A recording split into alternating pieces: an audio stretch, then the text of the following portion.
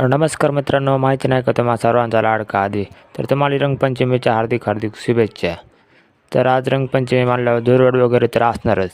तर आपल्याला बोलवलं होतं मामाने, तर आपण डायरेक्ट मामाकडं निघलो. डायरेक्ट गाडी वगैरे घेतली. तर गावातलं वातावरण जरा थोडं शांत होतं. रस्त्यावर मेन रस्त्याला आलो, काय पब्लिक वगैरे काय दिसेना. म्हटलं लय असेल पब्लिक म्हणलं. काय म्हणलं डायरेक्ट कळंब रोडला पण तसलंच, काहीच नाही कुठंच. साळेगावमध्ये पण तसलंच होतं. म्हणलं काय असेल वगैरे, माणसं वगैरे ते काय जास्त नव्हते. माळेगावमध्ये पण पब्लिक नव्हती काय. काय मग आपण आपल्या ठिकाणावर आलो धुरोडीच्या. तर डायरेक्टच मटण शिजवायचं चालू होतं. आपण गेलो होतो तेव्हा 4 किलो मटण आणलं होतं. तेवढ्यात म्हणलं आपण जरा थोडा टाईमपास वगैरे करू. तर म्हणलं शिजतंय. मग तेवढ्यात आपण ते सूप वगैरे घेतलं प्यायला. एकदम क्वालिटी लागत होतं. तेवढ्यात परत कांदा वगैरे चिरून घ्यायला आपण सुरुवात केली.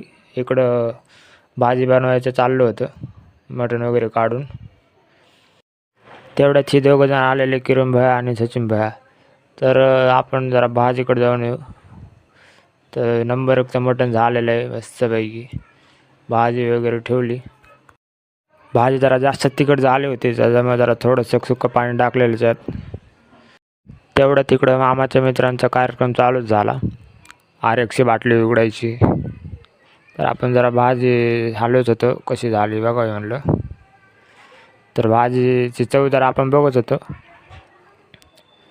जास्तच गरम होती, एकदम क्वालिटी झालेली.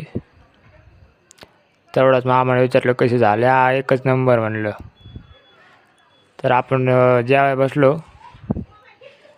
नंबर एकचं जेवण होतं, हॉटेलपेक्षा एकदम कडक.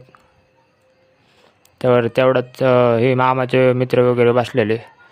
तेवढ्यात त्यांनी लावलेला कलर जेव पण दिला नाही, त्याच्यामुळे जरा जास्तच झालं यांना. तर चला आपण भेटू पुढच्या ब्लॉकमध्ये.